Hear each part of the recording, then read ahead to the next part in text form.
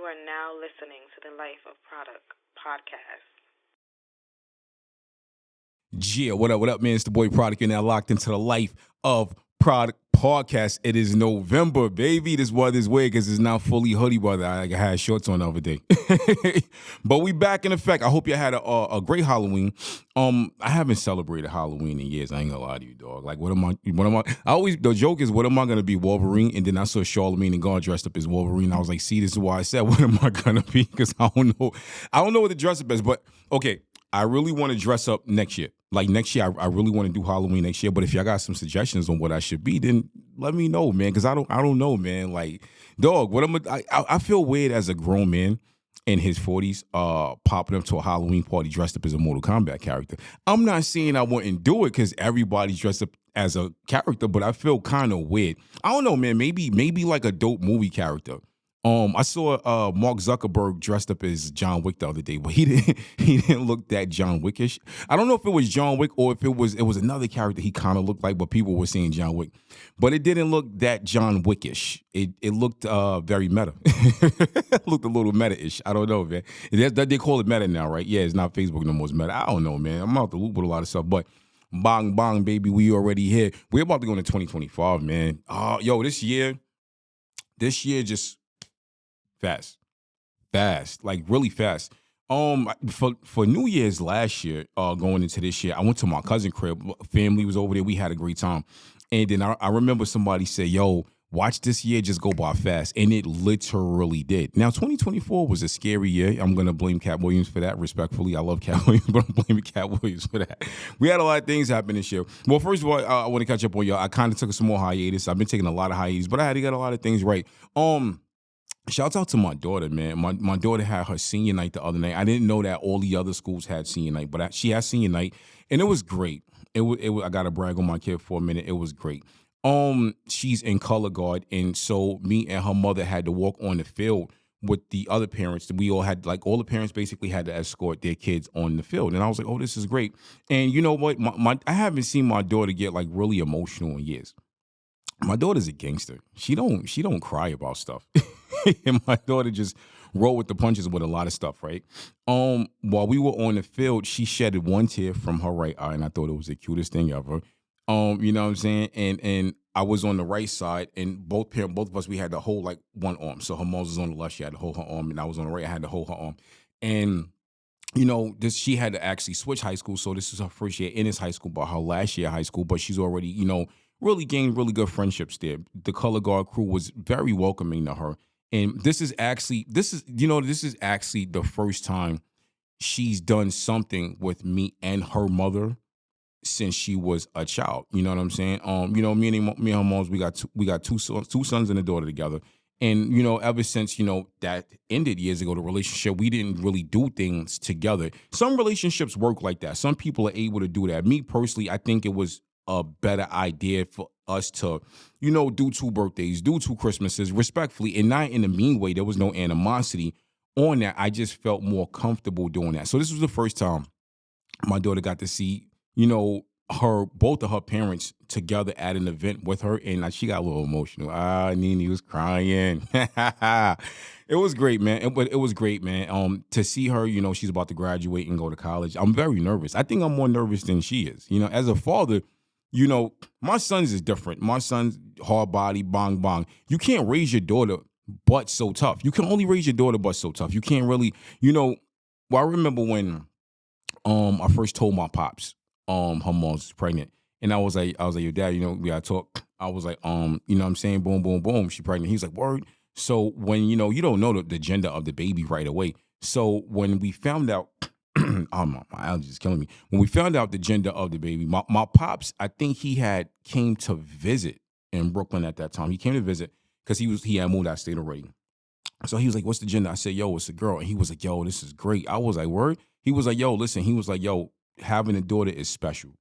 He was like, it's a different experience. He said, you're going to learn yourself as a father all over again. He's like, it's different from boys. And I totally understand what he means by that. Me as a father, I had to, I would say, kind of reread the handbook on fatherhood. when my daughter was born. Having a son, sons is one thing, but when you have a daughter, you have to learn how to love again. You have to learn how to love your child differently. You equally, yes, but differently. I had to kind of shed the shell of the hard bodiness for interactions with my daughter. I had to let my hood side down. I had to let my hood side down. That wall, I had to let that wall down to really open up and really like show my feelings and things like that when it came to my daughter, because I never wanted my daughter to grow up and feel like she could not relate to her father.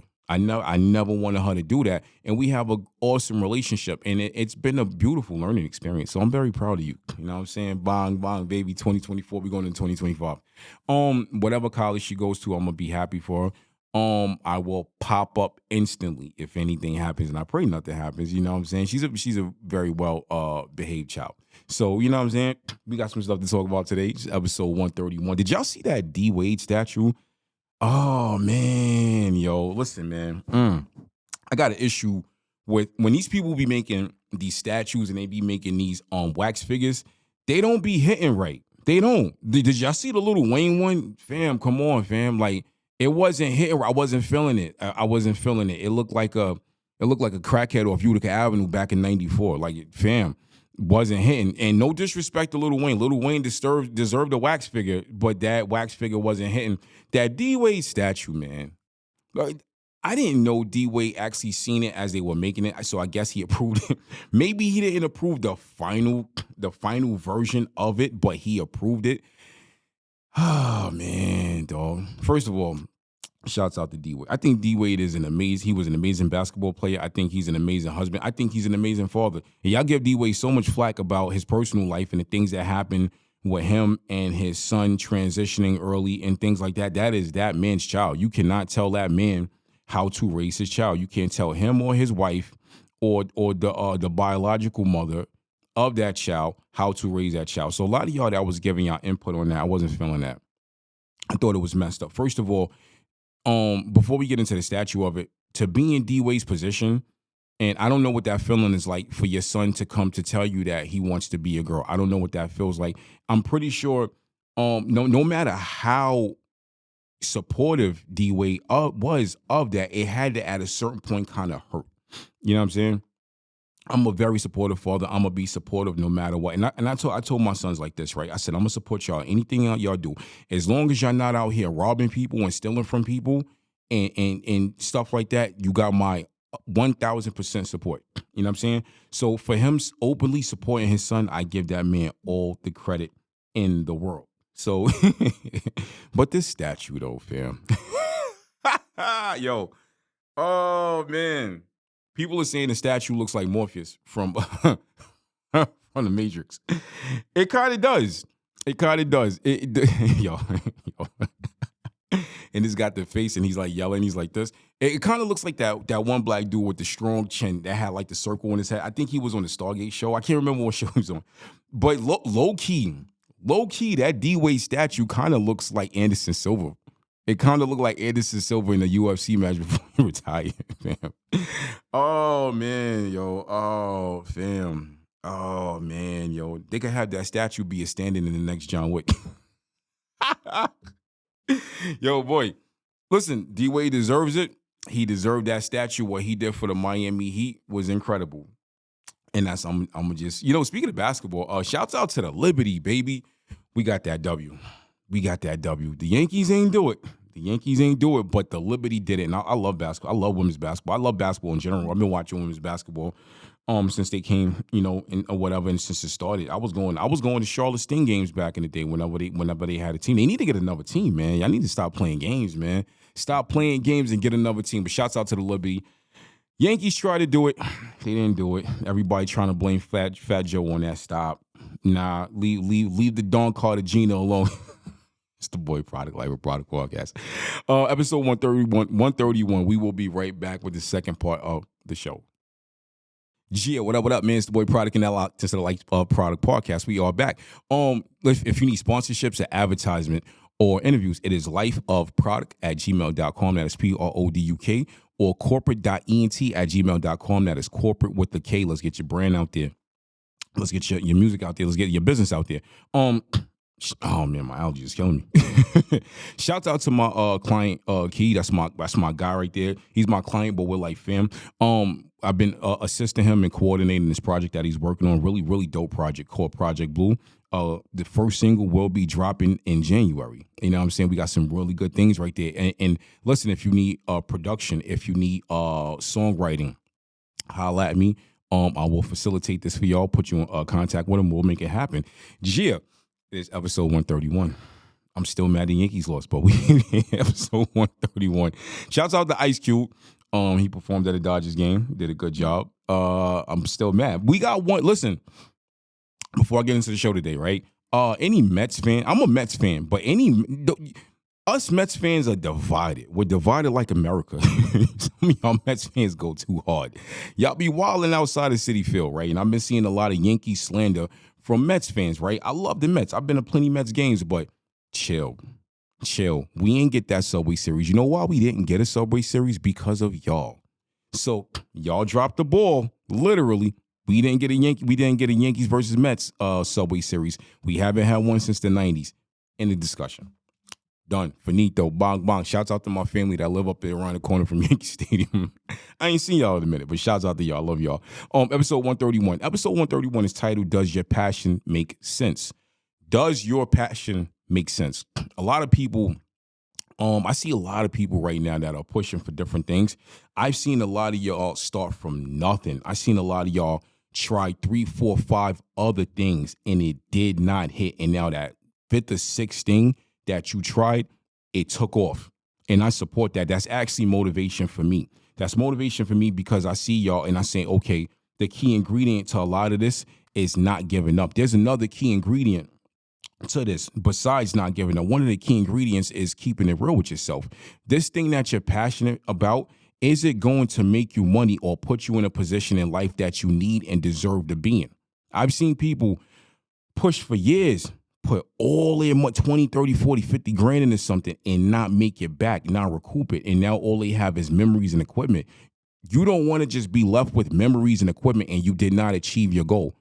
You didn't achieve that goal because your purpose didn't make sense. It didn't make sense. It might not make sense in the beginning, but you can make sense of it if you go about it the right way. If you do the proper research for this and you really approach this from a business standpoint. So here's the problem with our passions in life. When we're passionate about something, we don't always look at the realization and the statistics of it. How many people actually make it from that passion? How much money does it take for you to make it off of that passion? A lot of people don't look at that. And people tend to often get mad when other people try to explain this to them. It's very hard. So one of my old clients from the past, he says something on the show. I think he said 1% or a small percentage of people actually make it to the NFL, in which we know that everybody can't make it. There's only but so many teams. There's only but so many cities that have a team in the NFL. Not everyone is going to make it for the NFL, right? I used to work with a dude, speaking of sports, I used to work with a dude, right, years ago. He was from New York, and it's back when I was working at JFK. Really cool dude, kind of crazy, but I respect crazy. Really cool dude, really short dude. Now, I'm not the tallest person in the world. I think I'm about 5'9", 5'10", like right at 5'10". This dude had to be about 5'1". He was really short, really short. He was an MMA fighter. I heard he co-owned a gym, and he was a trainer or a coach, but he also fought as well. I respect that. I love when people open gyms. I love when people are coaching people, especially when they're coaching kids, because these kids need confidence. These kids need a set of confidence that's going to separate them from having the urge to pick up a gun and kill somebody. So he had a gym or whatever, and he also fought. Now, he used to come to work bruised up really badly. Now, if you know anything about contact sports, everybody gets bruised up. Especially MMA, you're gonna have bruises on your legs. You're gonna have bruises on your arms, your elbow, your eyes. He used to have black eyes. I mean, it was bad. It was bad. It was kind of bad. So, I heard he wasn't that great. I don't know. So you could be the best coach in the world when it comes to a boxing trainer, boxing coach, MMA trainer, but when you get in the actual ring, you're just not that good. Your body doesn't allow you to, do that. It just doesn't allow that. So he fought in a New York State, some MMA, New York State MMA, whatever championship, whatever, like tournament. And what I noticed was he kept, due to his weight, he kept getting very unmatched with people that were way taller than him. So he had to fight a dude that was like 6'1", 6'2", and my dude is very short. The dude was like a foot taller than him. And so we're in the middle of the break room, and the news was showing it that night. And so you know how they do like the preliminaries, and they show like the people off camera before the preliminary start. And they was like, so what are you gonna do tonight? He's like, I'm gonna bring it. He better bring it. I'm bringing it. And once they clipped that scene and the editing went to his fight, this dude was just bang, the dude had long leg, bang, kicking him, bang, bang, bang. He's on the floor, he's getting slammed. And the Dominican dude was like, Poppy, you keep getting effed up. Well, you need to quit. Yo, this is what I'm saying. Does your passion make sense? Does your purpose or your passion make sense? Does it? If it does not, you kind of need to keep it real with yourself and say, all right, you know what? I'm going to try something else now. Now, I'm not one to tell a person to quit. I'm not. But if you are trying to pursue MMA, if you're trying to pursue boxing, and you are getting whooped out really badly, and you haven't had a fight for a belt yet, you haven't had, you ain't made it to this country to fight yet, you kind of should just chill. Just go join a team and then put together fighters, and then you can still achieve that goal somewhat on that end. I hate to see people put all of these years in and get hurt from what they were pursuing. And getting hurt, he got hurt physically. Some people are not getting hurt physically. They're getting hurt mentally. They're getting hurt emotionally. You have a lot of people that push for this for all these years, and they are so hurt emotionally, they felt like they end up feeling like they're not good enough, and they walk away from it. You might have been good enough for you. It just might not have been meant for you. There's a lot of factors to it. Sometimes God will block your blessing because you don't always block your own blessing. God will block that blessing because he knows that's not for you. He doesn't want you to do that because your purpose is higher. And that's another thing too. A lot of people need to start believing in the Lord. And I'm not here preaching on it to y'all, but when you understand, when you really understand, like fully understand, when you start developing that relationship with God, when you understand this could have happened to you, it didn't happen because he protected you from it, then you start to look at this as a whole spectrum. Everything starts to open up for you. Everything. There was something I was pursuing for in life at one time, and my mother was like, yo, you didn't get it because God didn't want you to have it. He was protecting you from it. She was like, you got all the tools to do it. You're great at it, but God was protecting you from that because he said, you know what? This ain't for you. I'm going to keep you safe. And I respect that on every level. You got to respect it. You can't respect it or check it. Just respect it because you could be 10 times worse off in life. But I've seen people walk away from these things that they were pursuing and they were just hurt, heartbroken. And then you're left with a box full of memories. And you're like, man, I remember we did this on this day. Remember we did that on that day. And it's cool to reflect. It's cool to reflect. But when you start letting these memories sit in your heart and they start sending your soul and they start taking a toll on you, your soul is going to be sad. Your soul is, and this is a person from speaking from experience. Has your soul ever been sad? And that's the question I'm asking for all of y'all that hit me up all the time, the regular people, family, friends, even people I don't know like that, only know from social media. And we have these conversations about the topics I talk about on the show. I want you to answer this question. Ask yourself this: has your soul ever been sad? Nobody talks about this. My soul has been sad. I'm letting y'all know I've been there. I've been in that depressive state. I've been in that sad state. And I had to get it out. To get myself out of that, I had to realize God didn't want that for me. There was bigger things on my plate than that. G is the Boy Product, Life of Produk Podcast, episode 131. We will be right back with the second part of the show. Gia, what up, man? It's the Boy Product. We're now back with the Life of Produk Podcast. Again, if you need advertisement, interviews, sponsorships, it is lifeofproduct@gmail.com or Korporate.Ent@gmail.com. Let's get you out there. Let's get you buzzing. I helped a lot of people, and I'm not trying to toot my own horn, but bang, bang, baby, you already know what it is. This is episode 131. Does your passion make sense? Does your passion make sense? Now, I want to talk more on the positive side on the segment of the show. If your passion does make sense, how are you going to get there? If it makes sense, right? If it's a lucrative payout for what you're pushing for. If you have the talent to do it, if you have the tools to do it, but you're missing a few things, what are you gonna do to get those few things that you're missing to get where you need to be at? You need some type of end goal. The problem with a lot of people, they never sit down and write out a trajectory. They never say, all right, within the next 12 to 36 months, this is where I'm going to be. This is what I'm going to do to get there. No, a lot of people don't do that. And it's not, sometimes it's a business plan you need, honestly. Sometimes it's not always a business plan. You just need a plan. You need direction. A lot of people need direction. Their passion makes sense, but they don't have direction.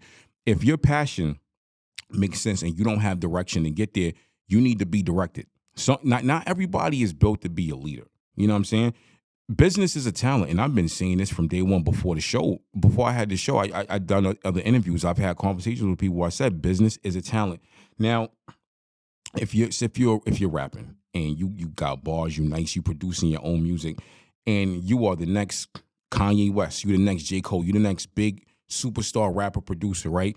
But you are horrible with business. You need to go get a manager ASAP. If you live in one of these small cities in North Carolina on the western side and you write and produce your own music, doesn't matter what the genre is, you need to leave ASAP. You only have a small window for you to get there because the music industry is very biased. They age shame, they gender shame, unfortunately. They shame on every level. The music industry will shame you on every level to the point where I've seen artists self-shaming themselves because they let all of that get in their head. So you need to leave. You need to leave and you need to go get a manager ASAP. And now the problem with getting a manager is finding somebody you could trust. It's really hard out here. The music industry is one of the most cutthroat industries. I remember the music industry was only cutthroat on a major level. Then it trickled down and became cutthroat on an independent level. So if you have the talent, you could write, you could produce, you could perform. If you could write, produce, and perform, you are a triple threat. You're a triple threat. The problem is those type of people tend to look like food to the wolves. There's a lot of wolves out here. So find a manager. What I would suggest that you do before you get out there and you go get that manager, you become self-sufficient as much as possible. Self-sufficiency is a thing. The more you learn, the better off you are. The more you learn, the more hindered you are. And I'm saying this from experience because I got to a point where I became very self-sufficient. I got to the point where the only thing I could not do myself was mix my music down. Always wrote my own music. I could perform. I was rapping. I was producing, tracking music out, arranging music. I was literally just going to studios with the flash drive or CDs. When CDs was popping, with the music tracked out, load up the waves in the session, get it mixed down and master them out. Sometimes the more you know, the people that can help you but won't help you because they can't screw you over will devalue you. They will the more value you have, the more of a chance you have to be devalued, which is crazy. People might be listening like, "Oh, you sound crazy." No, I don't. Now, the more you know, especially about the business side of this, they will devalue you because they cannot steal from you. All these people steal. They all steal. I've seen dudes that promoted shows together have falling outs and literally fight each other because one of them stole from the other one. Then they became cool again. I think that's the weirdest thing ever. Like, fam, I wasn't raised like that.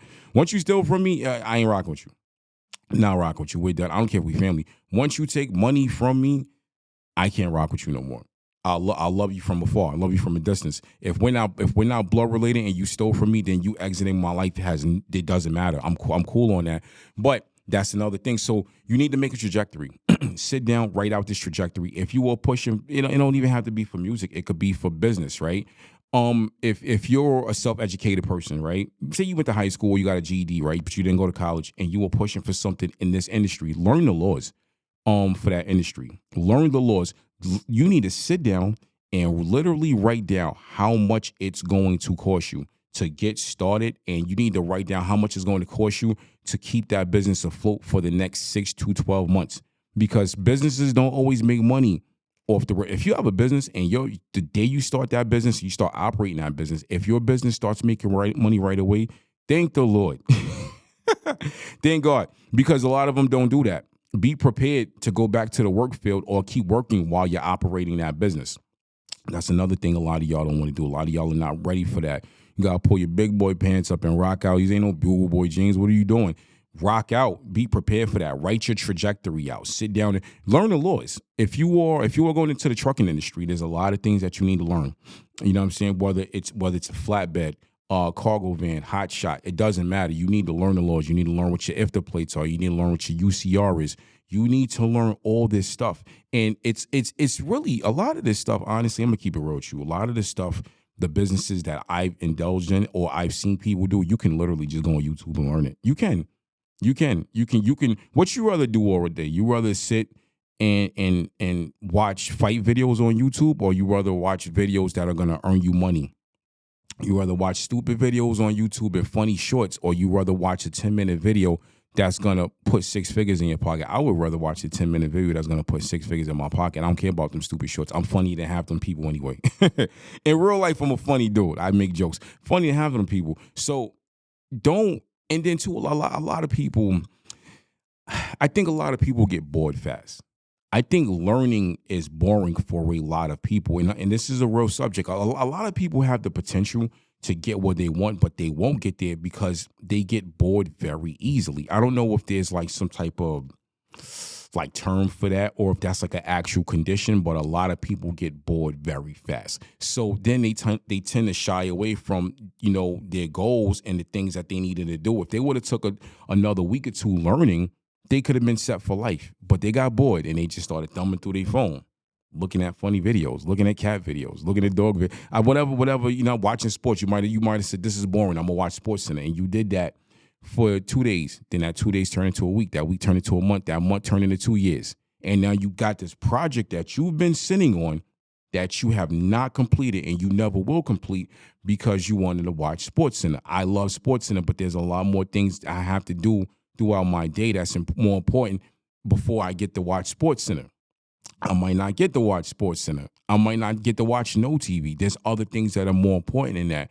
At the end of the day, your goal should be your passion, your purpose should be your top priority. If you don't make it your top priority, nobody else is going to make it your top priority. So if you don't have the tools if you have the talent for it, the knack for it, whatever it is, like I said, business is a talent, but you don't have the direction, you need to be willing to be directed. Go find somebody, hire somebody, go pay for a consultation. I pay for consultations. It's the best thing ever. I'm so for it. I am not against learning from another person. I've done consultations for people. I have. And the consultations I've done for people, I would say about half of them just sat on it and they had great stuff, great material. The other half didn't sit on it, and I see how far they went and they rocking out, and I'm proud of them. It's like, yo, you came from the school of product. You know what I'm saying? I love seeing that. And then the ones who didn't do nothing with it, maybe they did, maybe they will one day. They haven't done it yet, but maybe they will one day. I don't give up on people. Like, I think at the end of the day, if you got this information, maybe you will one day. But it's the boy Product, Life of Produk Podcast. This is episode 131. Before I get off here, I want to say I hope everyone is in a great mental space. I hope everyone is in a great spiritual space. And I hope if you're not, you will find that space that you need to be in. It's the boy Product, Life of Produk Podcast. I am out, baby. Talk to me. You are now listening to the Life of Produk Podcast.